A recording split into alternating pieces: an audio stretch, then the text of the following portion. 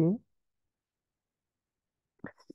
So thank you so much, guys, for joining this session. We are looking at a theme or a module on distressing symptoms in palliative care, and we are looking closer to certain common symptoms.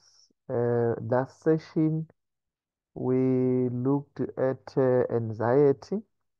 Actually, in the next two or three, uh, in the from anxiety, today we are on we are on depression. So we are just looking at different symptoms. We looked more of the physical symptoms. We have covered a lot from there. Actually, we started from the base, which is the principles. Then we moved to constipation, nausea, and vomiting.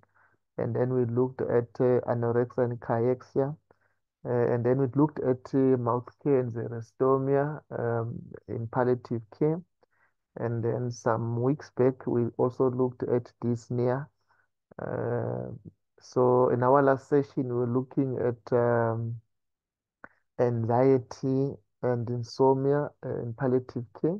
So today we are looking closer to depression, and we are hoping to continue to look at fatigue in our next session, and then continue look at pressure ulcer prevention and management in palliative care. And then we will finish on the 22nd of May this module by looking at malignant wound management. But you can see this from our our our IECO platform. Let me also assure you, colleagues, that by joining these sessions, you are accumulating for yourself 1.5 points for your CPD. So if we are going to finish by May, that will mean for those who have been able to participate in all sessions, they will have accumulated 11 points, 11 times 1.5 points, which is around 15 or 16 hours of contact lesson, which they can use towards their renewal of licenses of June. They will be available. We will be able to sign your CPD books at Hospice when you come with the evidence of how many hours we've done. And these trainings that we are providing as these small bits in this program through the support of IECO India, we are able to also issue participation or attendance certificate for each module or theme that we have covered for that time. So in the last month, we covered a module on pain management, and then which accrued more than 30 something points, and then we were able to issue certificates. But the certificates are available for those who have completed the post multiple choice. So normally at the end of the module, we'll then release a link that helps you to go to and fill that multiple choice. Normally it's less than 30 questions that we normally fill. So we encourage that after we have finished the module, you also do that. More than getting the attendance certificate and the points, we are encouraging that we attend at least uh, 70 and above of the sessions so that you can grab as much information as possible. And also we provide the materials from different experts, and those who also share with us, then we put them into the modules or the sessions so you can access those presentations and use them in your workplaces after the session. They are there in our IECO platform. All sessions we have ever had, they are there. and even the joining links if you wanna get the videos, but you can also access them into our YouTube channel, ECHO-Eswatini Hospice at Home. So you can keep on getting the information and getting to know what was discussed in that session. So that's what I can say. So today we are going to look at depression. I'm still looking at waiting for Nazarene team to join because today we're supposed to present a case, but I'm not seeing them showing up. But I'm hoping they are coming because some I can see them trying to join, but I think it's the network issue in our country that derails them. Uh, then can I request that message should I vanish? Please WhatsApp me because I'm having one screen in front of me today. I'm unable to see if I'm still on or not. But so during the presentation. So meantime, while I'm still waiting for the RFM team to join, I'm hoping they will join very soon. So may I take this opportunity to present the didactic presentation for today on depression. Actually, depression and anxiety, they are close to one another. So normally we treat them together or we treat them closer to one another so that you can appreciate the significance and the differences between them. So,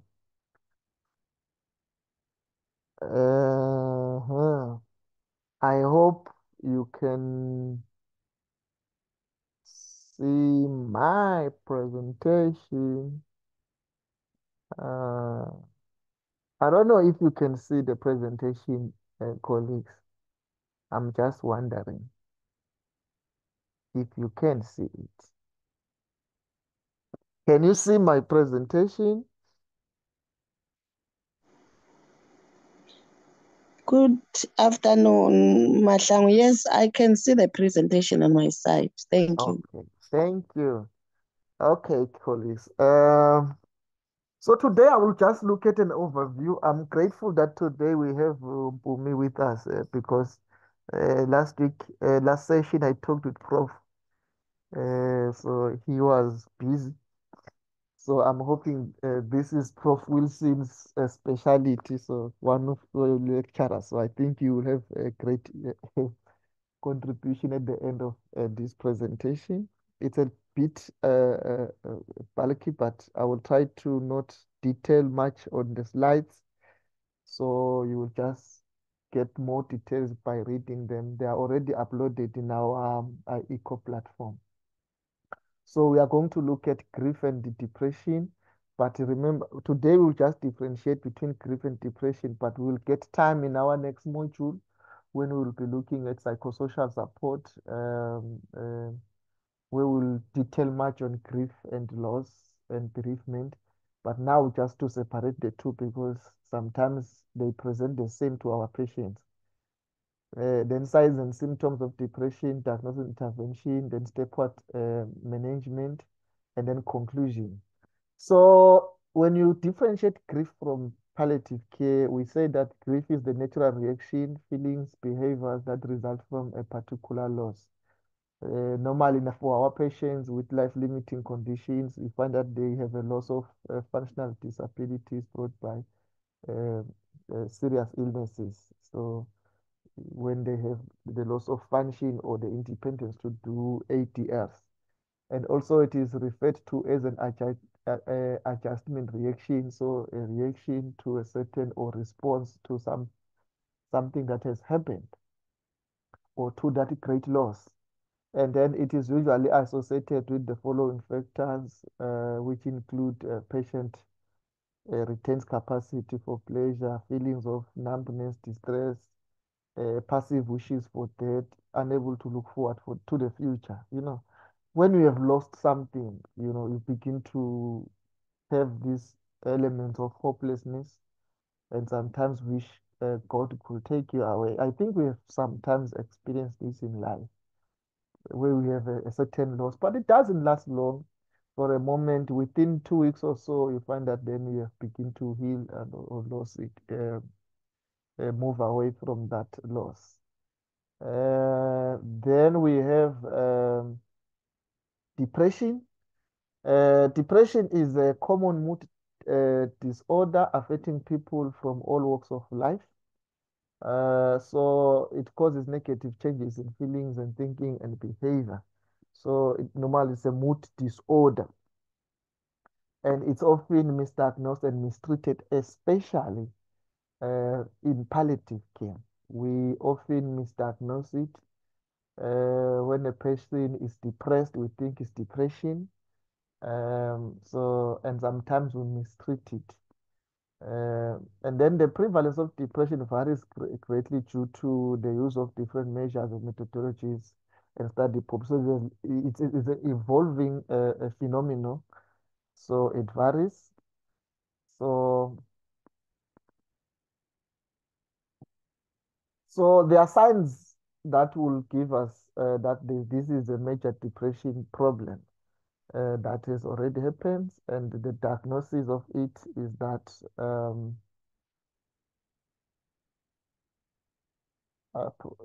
I'm sorry, there's something that is happening here. The diagnosis is that if it's depression and major depression, it has to be there for more than 2 or more weeks.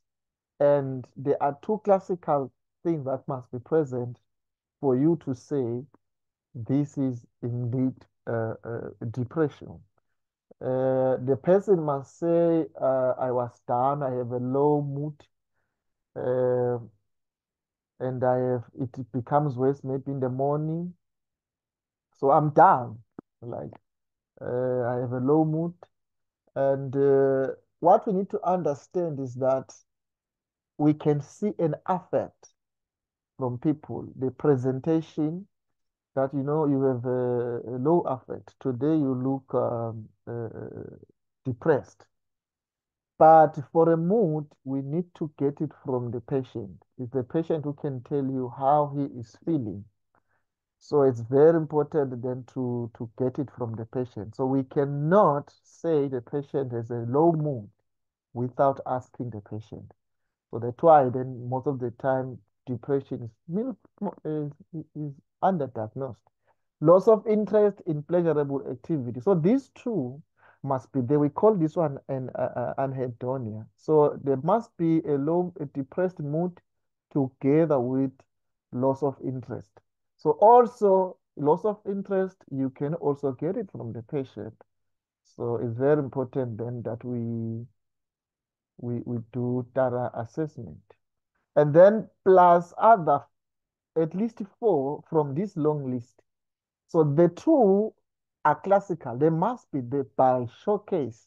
There must be the low mood plus anhedonia must be there for more than 2 weeks. 2 weeks or more, it must be there. Then another thing that must be there, you find that the patient is blaming themselves, maybe because of how I treated myself, maybe before because of I took a lot of alcohol, they are guilty, feeling of worthiness, they are unable to think, poor memory. Sometimes they present with suicidal ideation. So they tried to be preoccupied with death. They want to die. If in that patient present with suicidal ideation, it's very important that when you're prescribing drugs like amitriptyline, you need to be very cautious because they can use them to kill themselves. Decrease or increase appetite. Sometimes they have loss of appetite or increase. Remember, when you're talking about cardiac, that depression is one of the causes. That is reversible though. Significant weight loss, as I've mentioned it, more than 5%, we are saying that one is cachexia. Sleep disturbances, especially difficulty in initiating and maintaining sleep. They cannot sleep like anxiety does. Sometimes irritation, sometimes fatigue and loss of energy, which we'll cover in our next session. Yeah, so there are many. sometimes it comes with psychotic symptoms, like they have a psychosis. And also, it may present with psychosis, as I've mentioned, auditory hallucinations, nihilics, illusions and delusions. Sometimes they're persecutory, and the patient would begin to say, no, I was bewitched by so and so. I don't want him to come here. All of a suddenly, so we need to then understand and to see the trend. So that's why it's very important to understand. Oh, this is depression with the psychosis. Then another thing that we need to understand is that depression is highly correlated with reduced quality of life. Once it is there, the correlation, you find that when we talk of a correlation, let me draw you a diagram here. When we are saying something, there's correlation, we mean something like this. Uh, we mean something like this. So when it's correlation, let me draw it here. So it's like this. No, no, no. Uh, it's like it's like it grows together. So I want to draw it here. So it's like this. When you have a graph like this one I'm drawing, so the correlation makes something like this. So if this is depression, if this is depression, and then the decrease of quality of life going this way, as we are moving from ECOG 0 towards ECOG 5. So when this one grows, the other one grows. So it likes this. So that one we are saying then it goes together. So most of the time, when your patient is having a functional decline, it's mostly of the time correlated with increase in depression. So when you are having your patient who is transiting and going down the palliative care phases or functional decline, one of the things then you need to understand for your patient is that the patient must be undergoing depression. So you find that it comes with loss of dignity, hopelessness, feeling worthless, dependence, and burden, and fear. So I find that once they believe that they are a burden to someone else, then depression goes up. Sometimes it comes with anguish and worry in loved ones. Once your patient has depression, then again you'll find that there's anguish and worry in the loved one. So it doesn't affect the patient only, also the family. That's why then your palliative care tools in your different facilities, like we do in hospice, it has to be more comprehensive. It has to cover the family, the caregiver, the patient, and everyone involved, because that's how we are able to barometer everything that is happening. And sometimes it comes with amplification of pain and symptoms. So when there's depression, you'll find that then the severity of pain and other symptoms become worse. The cachexia becomes worse. The anorexia becomes worse. The anxiety becomes worse. You know, all the symptoms becomes worse. Spiritual distress becomes worse. So it's because there's depression inside. Decreased treatment adherence. So sometimes when your patient is depression, they even not adhere to treatment. They even default their palliative care treatment or alternative curative therapies there. So once then there's depression, it has an effect on how my patient will adhere to any treatment or any intervention I've shared to. And then it comes with suicide. And it may be related to medication, substances, medical conditions, and including grieving, that you have lost something, whether recurrent or complicated grief. And then potential risk factors are age. Evidence or studies have shown that young cancer patients have a high rate of depressive disorders and with self-reported distress when they are young and diagnosed with cancer. So look, when you have your patients in your facility, then their demographic characteristics, when you look at their age, you will discover that the working group going down when they have cancer they are more experiencing distress. And sometimes the prior history of depression, if the patient has a history of depression, then you will find that it will also be there. Uncontrolled symptoms, then especially pain, is a higher risk factor too. That's why then it's very important that we do pain assessment and we use the Cecilia Sauder model of total pain assessment. So it means we assess everything about the patient, spiritual, emotional, psychological, and the physical pain.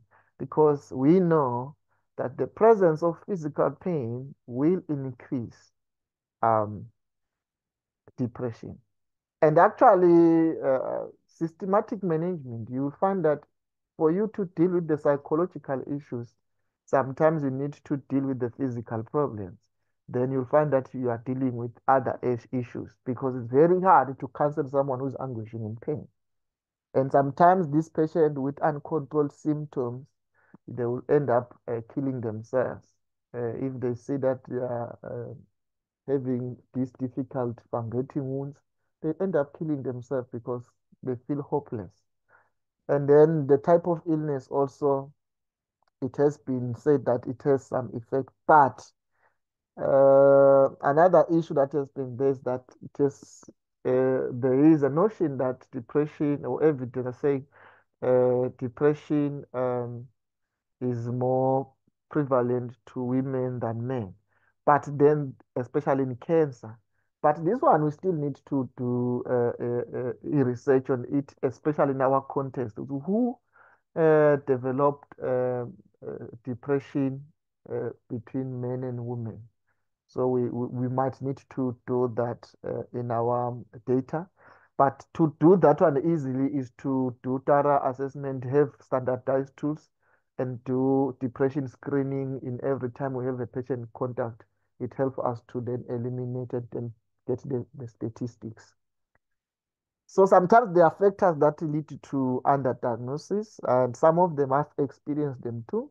Clinicians focus on the medical disease. So we find ourselves focusing on the cancer, not looking at the psychosocial, spiritual part of the patient. So we are just focusing on the physical problem. Oh, you have pain, Panadol, Tramadol, morphine, we are done. Oh, you are hungry, we give you food, we are done. We find that number sometimes we are not focusing exactly what is happening in holistic part of the patient. So we need to move of that box. And then sometimes the incorrect beliefs that depression is normal during serious illnesses. So we can't go together. Some patients will ignore them because we think, it's normal to feel depressed because we have this life-limiting condition. And failure to return screen for depression. In Eswatini Hospice at home, our documentation and assessment kit has a screening questions tool in it. Because one of the things we have failed to routinely screen for depression, and thus we are unable to treat it as early as possible. So there are tools and that we can use. We'll share with you today how best we can screen for depression every time. Actually, depression is one of the vital signs in pain. So when you're taking your vital sign, PQRST, which is for pain, and then also you deal with part BP, pulse, temperature, and then you include your pain, and then you include your depression. Because this is one of the symptoms that are so distressing in palliative care. So even each patient must be screened.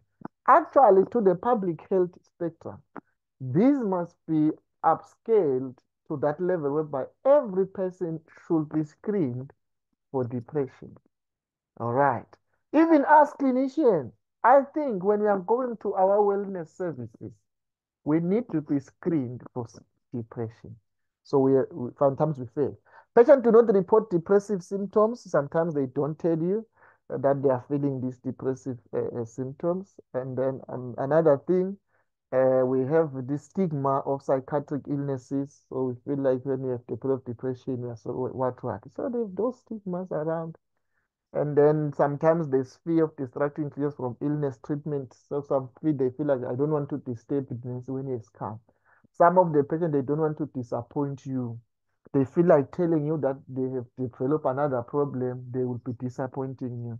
So that's why it's very important to create that mutual relationship whereby you ensure and encourage them to share everything they've gone through. And then it's very important. So with that, we then look at how we can treat or manage depression. So one of the things we need to do to manage depression is routine screening and diagnosis. Routine screening. Once there is a patient in front of or a client, let me say so, whether it's a relative, whether it's a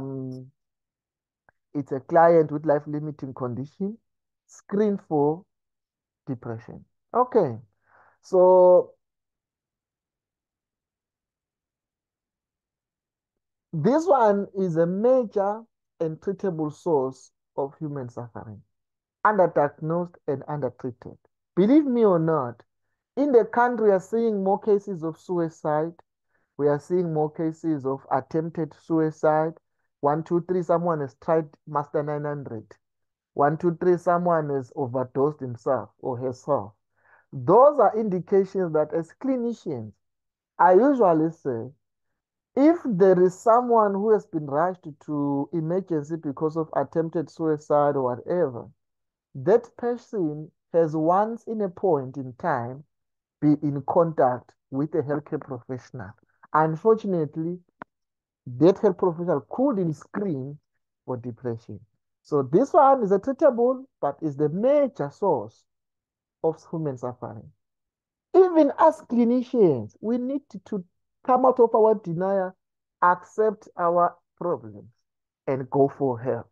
Because taking care of patients without drugs and all the challenges we are facing in our context, we cannot shy away and say, really, it leads us to depression sometimes. We need we go to a lot of depressive experiences. And every patient with a serious illness should be screened for depression. I cannot overemphasize this. This must happen during or at diagnosis. Do you know why should we screen a patient for depression at diagnosis? One of the reasons is what diagnosis we need to break bad news. And one of the principles of breaking bad news is breaking bad news. It's a psychological issue, and you need to ensure that your patient is psychologically ready and stable to receive the bad news. Because if you are going to break bad news that I'm having diabetes mellitus or kidney failure, yet I have tried attempted suicide last week because my employer did what. So I might leave your office happy but going to commit suicide one time. So it's very important that a diagnosis is screened. At the irregular intervals thereafter, every contact with the patient, this screening must be done. And especially with changes in conditions. So it's a diagnosis at regular intervals or contacts with follow-ups and visit anytime I have to contact my patient. For us at hospice, whether I'm delivering supplies, whether I'm visiting for certain follow-up, I need to screen my patient because really, I might leave my patient uh, with depression and he kill himself or herself just after I've been there. And then the third one is when you do your assessment, you discover that the disease trajectory or prognosis have changed. When the trajectory or the prognosis have changed, screen for also depression. In short, once there's a patient in front of me with a life-limiting illness or a serious illness, one of the things, the vital signs that I must have is the barometer of the patient's uh, uh, uh, uh, uh, uh, uh, depression. So one of the things that it's very simple. It's just one question. In palliative care psychiatry, they say it's a single question screening. So there's one question that you can ask, just one. It doesn't take even 5 seconds to ask it. This is the question that you can use to screen your patient. Have you been depressed most of the time for the past 2 weeks? And my patient will say yes or no, and then or will say yes a little bit, you know, and has been shown to be the effective as a longer screening instrument. So this question, it's a powerful and dynamic question. And this is one of the questions we have in our assessment tool in hospice. I think my team will agree with me. It is there in our system. It's ask this question, have you been depressed for most of the time in the past 2 weeks? And my patient will say yes, and then we grade the level of depression. How much is that? It's the same as the PHQ-9 tool. So a positive response to these questions will then enable you to embark on in-depth probing using the PHQ-9, which is recommended to do your, your assessment. So it's a screening. Once it's a screening, you use the question, have you been depressed? Once your patient say yes, then from there, you are moving towards what now? Assessment. If then the positive response says yes, the patient was like this, then you move into depth and probing using the PKH9. So the PKH9, I think most of you have seen it. If you have not seen it, you can Google it. It is there. It is here, but I will not open it because of time. It identifies patient at high risk because then it has these 9 questions in it, if not mistaken, which then calculate and get the score, and it has the interpretation for depression in the general public. But then for palliative care patients, we are saying that if then in general public, a score of 10 and above requires major depression, but in palliative care, a score more than 6 uh, requires or leads to treatment because we know the factors that could lead to that are not going to be reversed. Some of them, they will be there for a long time. And it also helps in tracking of response to treatment over time. So now then you know you have engaged your patient to get the CPT, or whatever therapy you have initiated, and then using your PH29, it helps you. So our team at hospital, they have the PH9 with them so that they can use it at any point in time. Can be verbally administered by staff or self-administered by the patient. So if my patient is a well-educated patient, I can give the patient and the patient can score it himself. But then I can also read the questions for the patient and the patient score it for me, and then I fill the score and then see what is the response. And then screening is only useful if there are staff support and workflows to conduct routine screening and respond to positive screen with treatment.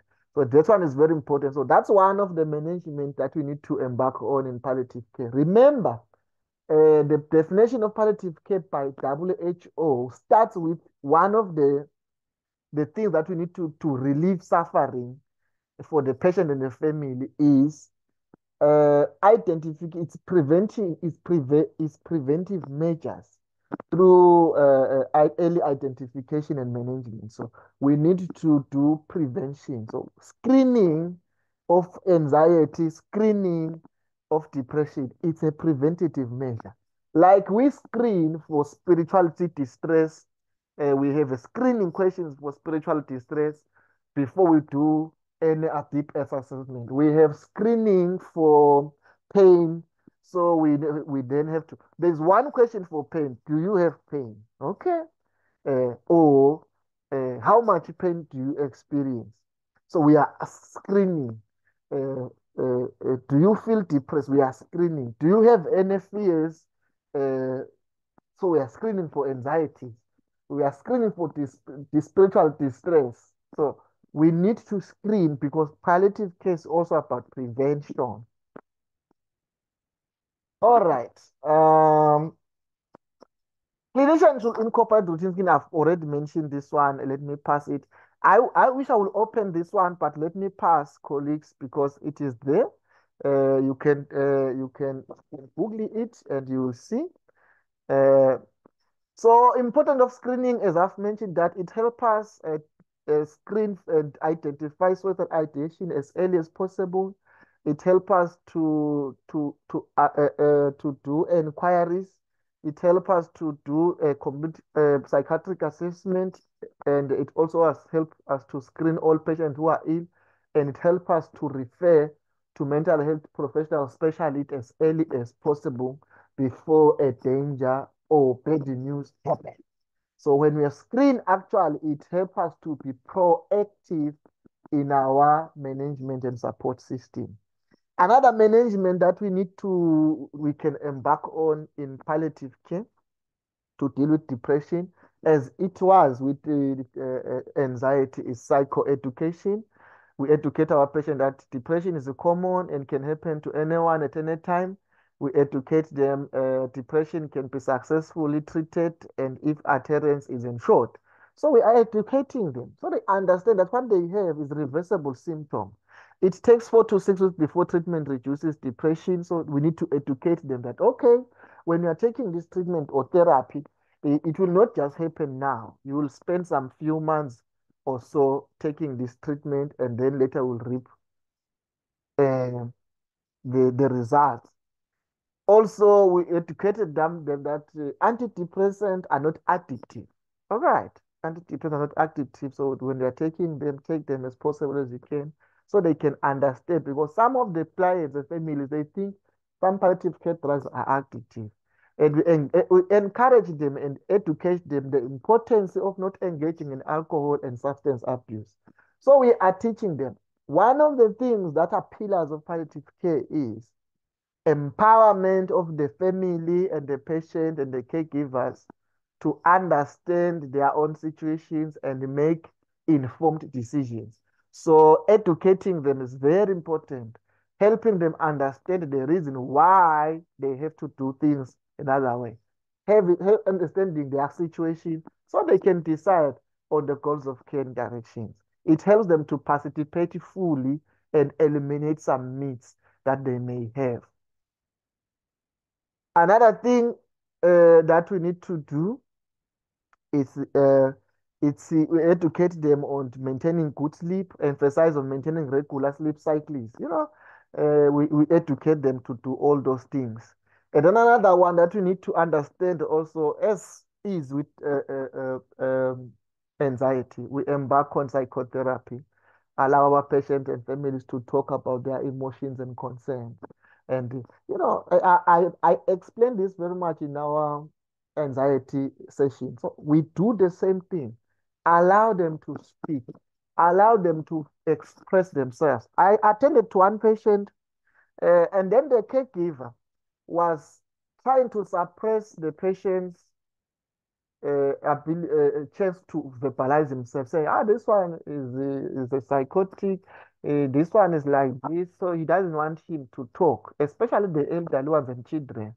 You find that the caregivers overwhelm them, they don't want them to say, so that you end up hearing from the caregiver. Sometimes you need to draw the line, request for the patient to talk also. Sometimes the patient doesn't want you to ask the caregivers to express themselves, so it's very important. That's why in our palliative care uh, package in hospice, we have an area we are saying that at some point in your caregiving visits and stuff and contacts, have time whereby you will have give the caregiver some time to express themselves and do have time to assess the caregiver and understand what is going on with the caregivers. Because in the country, we find that the caregivers sometimes they are sidelined. They are the ones who are doing the work, but when you come, those who have the money talk, but the caregiver is left behind and is the one who's anguishing. So we want them to share all that. Then we also have a CBT, which is cognitive behavioral therapy, where we are going to do eliminate maladaptive reactions. So we transfer the patient to adaptive responses or behaviors. So we can also do that one through motivational counseling. Uh, so our patient can move from maladaptive responses or behaviors to the stress or whatever to adaptive responses. We engage on support groups. At hospice, we have these caregiver support groups. I heard it even RFM, they have pediatric support groups, caregiver support groups. Those things, they support and help the patient to cope. And it is very important then to note that we then need to link and refer our patient as soon as possible, wherever necessary, to clinical psychologists, wherever available. And remember, whenever we are doing the referral, it must be within the affordability and patient's needs, so that the patient cannot get more stress. Another thing is in other setup, we do structured physical activity program. I remember in hospice we had a training on this one, an activity, health activity program. So we engage them into activities. You know what? When we were discussing CAESA, we said that one of the things we need to do with our patient, when your patient will say that when I have pain, when I'm stressed, I sleep, that's a maladaptive response. Your patient must be active because we need those muscles. We need them to be active and to be moving. So we need to put them into health activity program. Sometimes we need to, in our palliative care tool in hospice, we have an area where we say that health activity need, where we require the patient to do some certain activity to at least 150 minutes a week, at least. So we request them to do some certain activities. So let's give them tasks. For those who can be able to do activities, let's encourage health activity programs because they end up developing the culture and an environment whereby then now they are totally dependent and they stay. Yet we need those muscles to avoid cancer and stuff. So we need them to get activity. And don't look at these cartoons that are here. It's just to say what they can do: dance, climb, walk, jump. What can they do? Take a hike, move. So they can do a lot of things. What can you do? So we encourage them to do things that they can. So leave them with those tasks and they will thank you later. And then we engage on supportive therapy. I was reading another a booklet under palliative care. It was talking about that. One of the things we need to understand is that beyond treatment, there's what we call physical needs of the patients. Without meeting their social needs, which we'll cover in our next module, how do you provide social support with the major role of the social worker? So here it's the practical needs of the patient, bathing, clothing, having time with friends, giving them realistic assurances, visiting them, bringing in friends, bringing in your community health skills or your social skills, mobilization skills, bringing all resources necessary to the patient, mobilizing all those things. It's very important because it helps the patient to cope and feel important in their life. So supportive therapy is very important. Sometimes visiting the patient often is not practical, looking at constraint of resources, but sometimes calling, they appreciate that visit. It's supportive therapy. And then sometimes we engage on reactive social network, building social strengths and abilities. What can you do more? This one normally, I don't know, Messi is here. They call it strengths theory. I don't know what is that. But you help the patient to focus on what he can do best and encourage them to do that. I think he will do best when we are coming for his module on that one. Actively encourage is resuming social activity as far as possible. Encourage them to do those things. Let me just rush not dwell much in this treatment. But these are the treatment we are using for pharmacotherapy in depression. And we are saying don't use antidepressant like amitriptyline for patient with a suicide. It's very important that we focus on it. But these ones are available in the guidelines.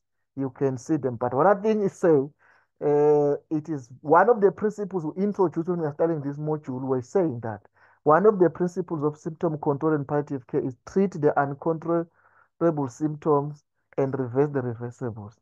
So we need to reverse the reversible and control and then you manage the uncontrolled symptoms or the non-reversible ones.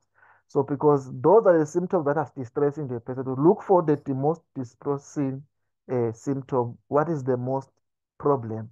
And then we address that one and finding the root cause other than treating the fruits.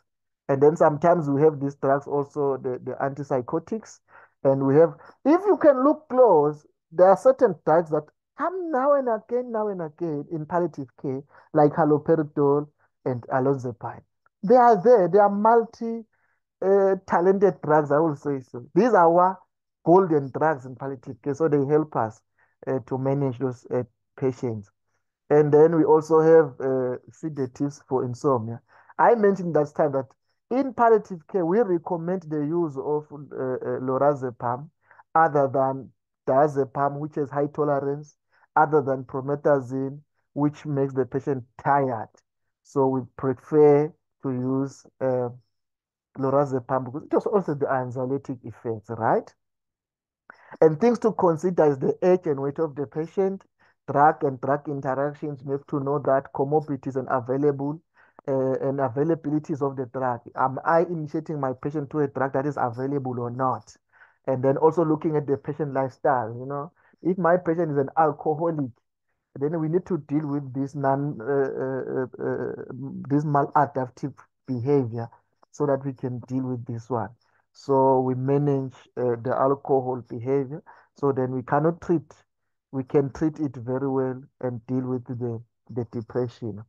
And then also we have complementary therapies, I've mentioned before. Let's not undermine spiritual therapies and faith. This one is very key. Spirituality of the patient is very key in managing even psychological issues. We will deal with it in our next module, spirituality. We will look at this one at close range. And then we also look at herbalists, some herbs they can use that helps them feel good. Some they put as lotion, some they drink. And then also when we are dealing with spirituality, we also deal with issues of traditional healers. We cannot ignore the effect of traditional healers for our patient or a combination of of these therapies. So it's very important to combine all that. This is a stepwise. This is there in the psychiatric guidelines. I will not mention that much, but this is the flow of what we can do to to manage depression at different levels of care, at community and general hospital, and then the specialized, which normally is our psychiatric referral hospital. I think that's what I can tell share colleagues. Otherwise, we can manage depression uh, and we can do it better in our different areas. And it's a serious condition that, if not managed, can lead to complications. I thank you so much. I don't know if anyone may want to add or say something in these 5 minutes before I go to Zinhle.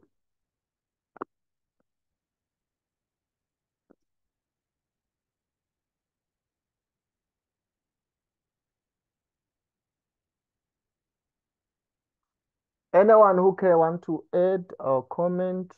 Yeah.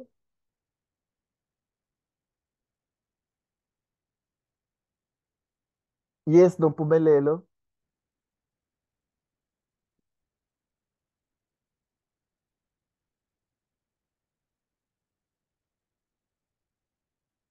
You can unmute yourself, Mhlanga. Thank you very much, Mr. Matlang, for the insightful lecture for today. We have learned a lot indeed. What I can just add is that depression is one of the most underdiagnosed symptoms in palliative care. And I should think it is because us healthcare providers are not given the opportunity while we're undergoing training, as with the specifics and the importance of diagnosing depression.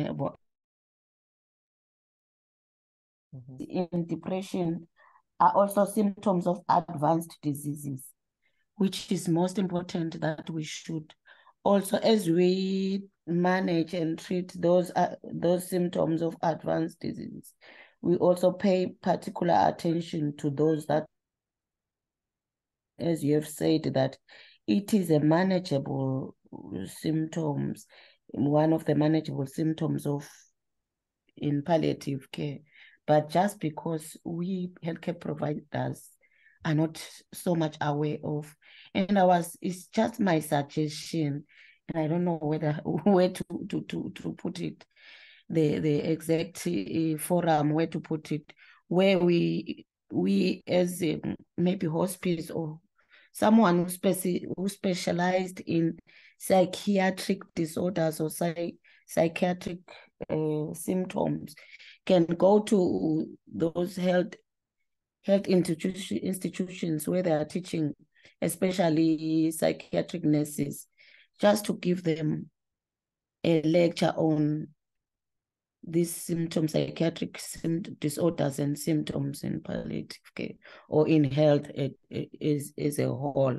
Because even as healthcare providers on ground, while we are working, we also go through depression, and no one is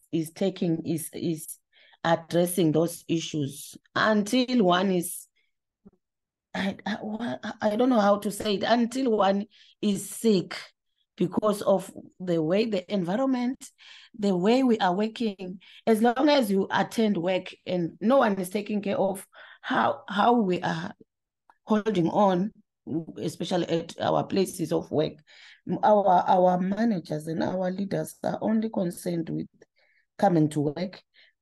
As long as you are present at work and you do your work, some issues, when you're addressing them to a patient, they raise up something that is at the back of your mind as a healthcare worker, because we should also remember that healthcare workers are also people who are going through all the things that some of us are even sick with palliative care diseases, and even us in life, there are some things that are depressing. But I was hoping there could be some lectures for healthcare providers in each and every organization where where the leaders attend to our depressing issues and other issues that are bringing anxiety to us, because the life is like that. Thank you very much, Mr. Mahlang. I don't know whether you've heard what I was trying to say.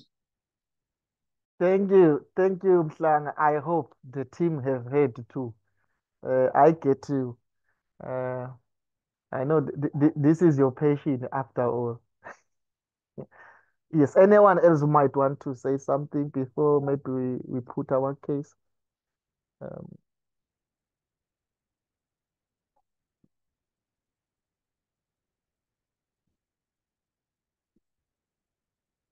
yes, Mpumi, are you back or okay? Anyone who wants to add something, please? If there's no other hand, I was trying to lower my hand, but I had another opinion on my mind. If there's no one I'm blocking, I can go ahead and say. Okay, go ahead, madam. There was none, yes. Yeah, You it's can. just the main problem with our health system is that it's shortage of human resource.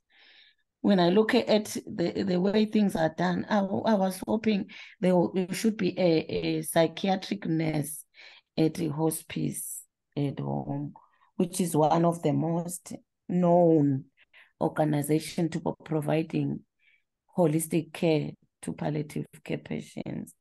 And that is why I'm hoping it is only hospice that can advocate for the training of those psychiatric nurses in these health institutions, and that is where they will also bring forth the importance of psychiatric assessment at initial visit and on regular visits for our patients. Thank you very much. Thank you, Mhlanga. Anyone else, colleagues, who wants to share something before I can, yeah?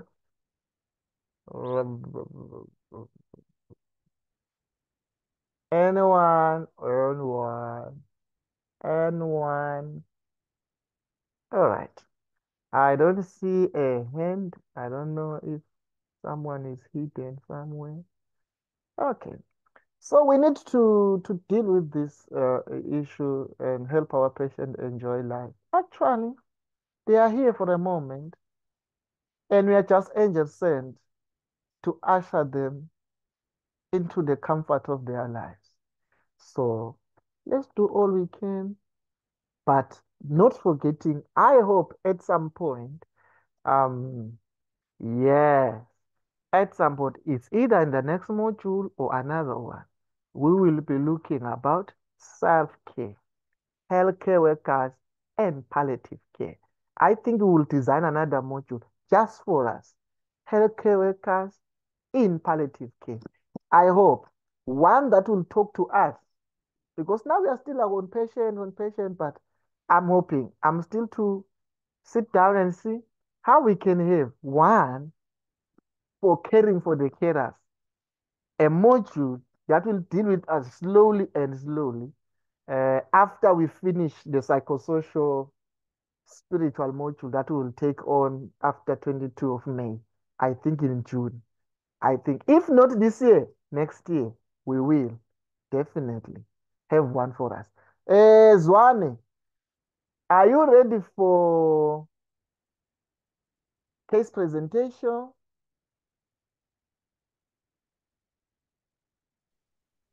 Yes, I'm here. I don't get you. I'm here. Okay. Let me try look for it, madam, and then I'll share it very soon. Uh, I will share it very, very soon. I forgot to open it here. I'm sorry, colleagues, to consume some of your time. Yes. So now here's the case. If I'm lost, guys, WhatsApp me. I will not see you. I will only see the case this side. All right. There it is. I hope you can see it now. I don't know. Yes, Yes, you can. you can go ahead, madam, and present. Thank you, Mr. Masang. Good afternoon, colleagues.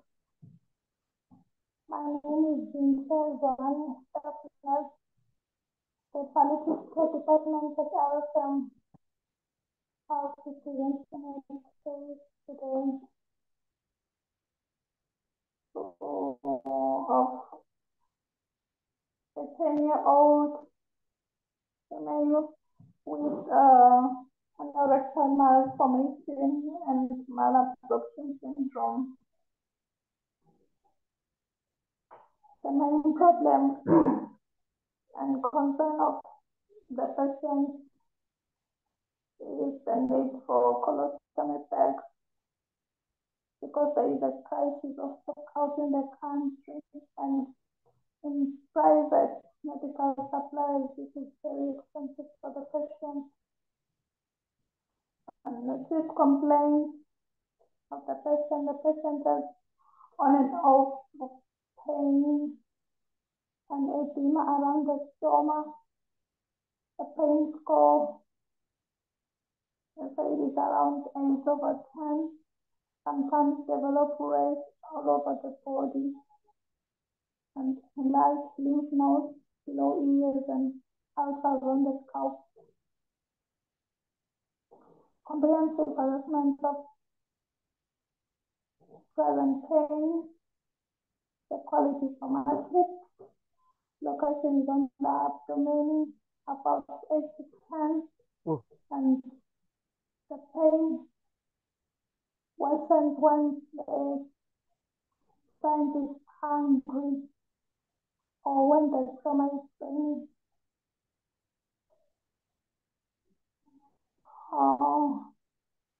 The incident is not non-specific.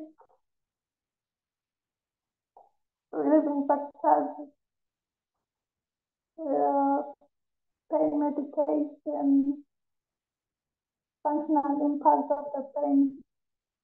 The patient normally doesn't walk properly when it is painful, and currently taking an opioid for the pain, and the nurse effectiveness is partial.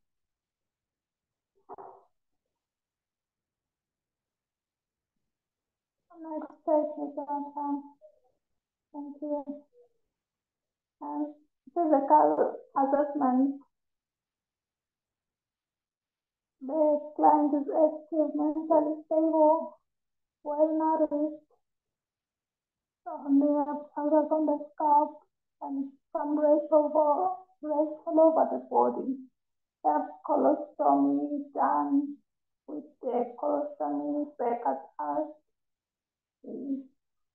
Passes mucus anally, have abscess on the right armpit. The psychological aspect. The mother reported that the patient sometimes has paralysis. The concern to her about when is she going to be healed, and she really wants to be a normal kid like other kids. Social assessment, working status, the scholar, primary, still doesn't drink or smoke, and there is no history of this condition in the family. Other social related information is an active child who rely on her parents for basic needs. The mother complains that she is now having low self-esteem. She is open to her mother and communicates to her about anything that upsets her at school and everyday life. She is very creative and likes drawing and playing with her toys. Spiritual aspects, they are Christians who go to apostolic church in the family. Significant medical and physical history. The patient with colostomy in 2016 and was closed in 2019, and they reopened it in 2021 until now. We also did laparotomy in 2016 and was done again in 2019 and 2021. Patient doesn't eat beef, puffins, peanut butter, milk, brown bread, and concentration juices since on treatment. The mother reported that she sometimes collapses and usually on hot days. She uses paracetamol and Copex for pain management. She also used the colostomy bag. Medication, relevant past medication was taking paracetamol 500 milligrams PO 2 times a day, and Copex. Her current medication is paracetamol 500 milligrams PO 2 times a day, Alleges 5 ml PO 3 times a day, multivitamin 5 ml PO 2 times a day, and Copex. And advanced care planning directives were not done.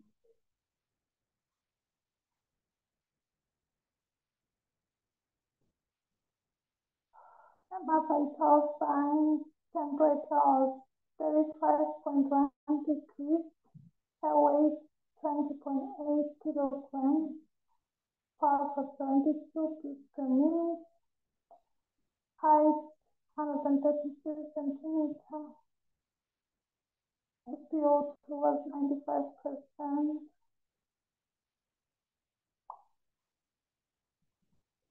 and the child is active.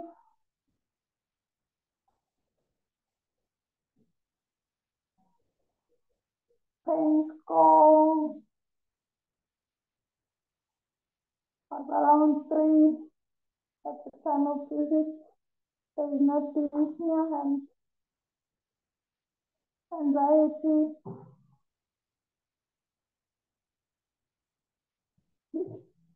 The child is very anxious.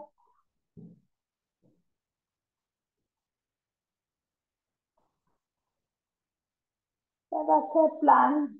Patient was referred to working host organization to be help with constant supply of colostomy. While waiting for a positive response from the organization, patients will be seen here at our palliative care unit for pain relief and management of other symptoms related to their medical condition. Thank you, colleagues. That is my case. I'm sorry for my voice.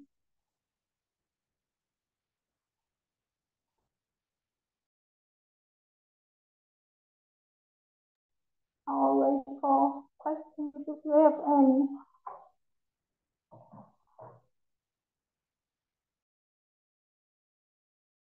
Thank you, Zwane, and sorry for your voice, but thank you for pushing yourself to present today. That was the case, colleagues, of this client. I don't know if anyone has a comment or something to add to or RFM team. Anyone with a comment or an addition for RFM team case presented by Zwane? I hope we have seen it, but I can bring it back if need be. There's a 10-year-old child with ARM and malabsorption syndrome. So the major issue that is here, the concern that the team is requesting us to support them to do, is that the child needs some colostomy bags, and currently they are reported out of stock, and financial wise, the family cannot afford from privately. And again, the patient has a pain score 810 and sometimes develop rash and has worries of currently when will she be healed. So she is 10 years old.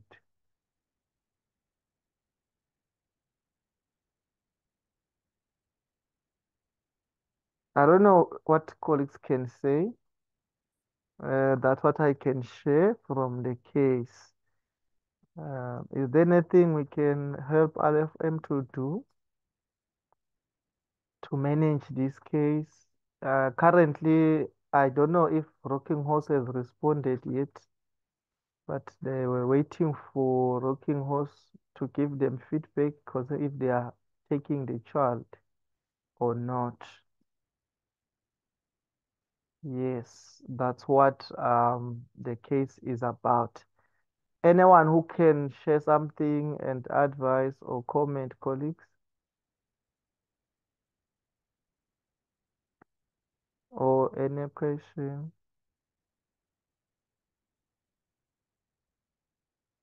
Anyone, colleagues, with a question or supporting anything we can share for RFM concerning this child?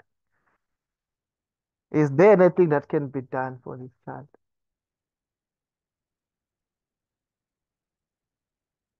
or as a palliative care team here of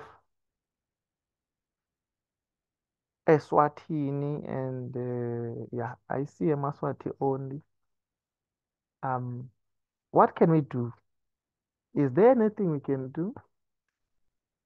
This is one of the questions they like in palliative care. Is there anything we can do for this child?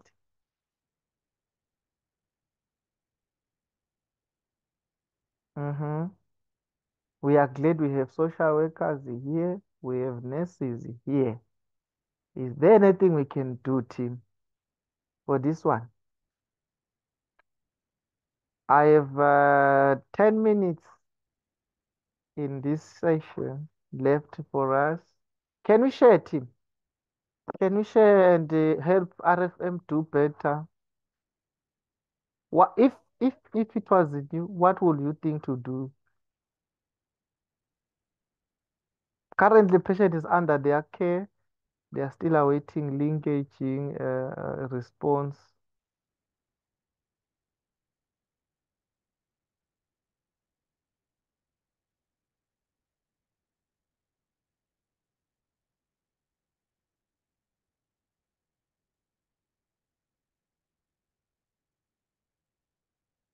Uh, I don't like to poker someone, Uh, but I'm tempted.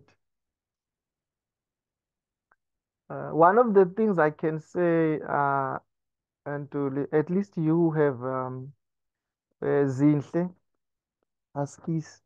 I'm hoping she's there. If she's not there, then Zinhle and team. I think one of the things I can say um is to consider a, uh, counseling and support while we are still doing the resource mobilization for the colostomy of the child and the management. And I saw that the pain sometimes it's 8 out of 10. 8 out of 10 being verbalized by a 10-year-old is real. And I will encourage that let's move the child to morphine if possible. Let's discuss with Kombe and then see if the pain is there, because I saw that the pain is of is trigger is non-describable, so we call it idiopathic pain, whereby the pain is a breakthrough, but we cannot tell where it is. And then maybe if you have ascertained then that the pain is like this and goes as far as 8 out of 10, I can say that then let's go for opioid therapy, because now we have tried paracetamol for a long time and it's not working. But maybe then before we go for the opioid therapy, may we do an assessment to see how is the patient taking the drugs, and then because you might find that he takes it when the pain is already there, which might not work. But let me say consideration of that will be best. Margaret Gamet is saying supportive care, psychological care for the patient is for the parents is necessary. Yeah, I wanted to say that because I know you have a psychologist there. Because seeing your child struggling for such a long, indeed, it requires some therapy session for the mother and the parents, and then pain management and spiritual care for the child. You know, when the child says, "When will this end?" Really, it means even the child does not know the prognosis of the situation. I think some of the issues will include breaking the news and developing the goals of care with the patient. But my comment is that this also engage on pain management, as I've mentioned, let's escalate to opioids for this child. Low dose of morphine will help the child rest, actually, and manage the distressing symptoms, allergic reaction and stuff. And then spiritual care for the child. Actually, one of the definitions of child palliative care includes spiritual part of the child, the mind and body and the spirit of the child. Yes. So let's engage on that one and see how best the child can cope with the situation. Then the issues of the siblings, and then see how their participation is, and describe their roles. Uh, yeah, that's what Margaret Garnett is saying. Is hoping that the children's colleague, the relatives have been involved. Anyone else who wants to add something? My aid will be all similar to what Margaret Garnett has said. I mean, I would say utilize your psychologist for the child and the family screening.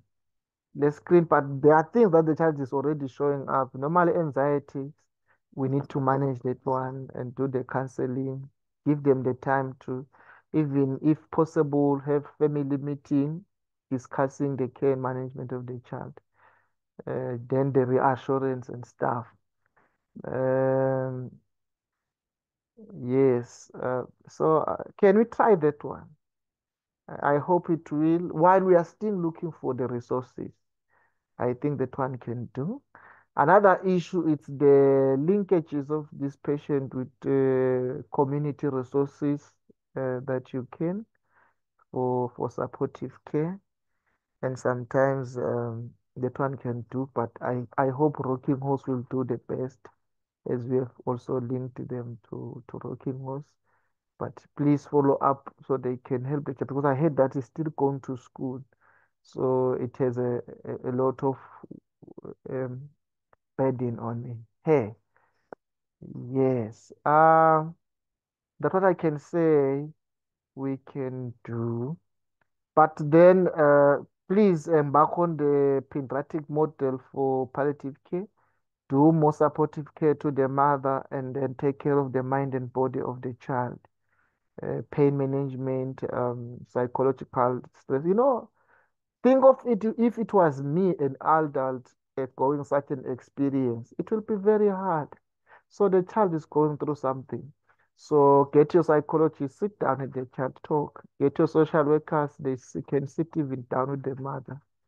And oh, skis, but the social workers will try. Try the social workers, they can do, but I hope they can go at certain level, especially in terms of establishing the support system of the child. Because sometimes when the mother is not well supported, stress goes up, and sometimes hopelessness kicks in. Even in the social workers can be even instrumental in linking even the spiritual part of the patient to get to know the spiritual support of the site. Yeah, you will find that even with the community resources available for the child, you will end up getting those who can support the church, community organization, as European Horse are. And I know you have your caregiver support. Please also embark on using such a model to do that. Yeah, I think that's what I can say from my side. I don't know, colleagues, anyone wants to add something? Mr. Lamin, may I poker you, sir? Anything you want to say? You are the last person I'm pinpointing for today and exposing, and I'm sorry for doing that. Uh, is there anything you can say?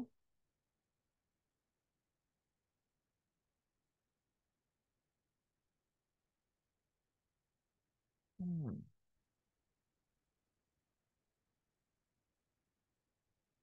All right. Uh, Thank you so much, colleagues, for joining. In the chat, we have put a feedback link. We request that you click it and share your feedback with us. And we also like to report report and say that we will have our next session on the 17th of April, which will be our 9th session out of 11. So we'll be looking at fatigue management in patients with serious illnesses. We'll be looking at how best we can deal with fatigue. Remember, this is one of the symptoms presented by most of the clients who are undergoing curative therapies and those who are approaching the end. So we'll be looking how best we can manage this. Do we put IV fluid? What do we do when palliative care patients present with fatigue? So we'll be looking around that one. Thank you so much for joining us today. And let's meet on the 17th of April, 2023, when we'll be looking at fatigue. Please, let's invite others to join us and let's enjoy the day. The session will be available in our YouTube channel very soon. It will also be available in ECHO-Spark as a link, and the materials are already there. You can go and read the materials that are presented to us or to use. Thank you, colleagues. May you have a great day. Thank you. Bye. Bye-bye,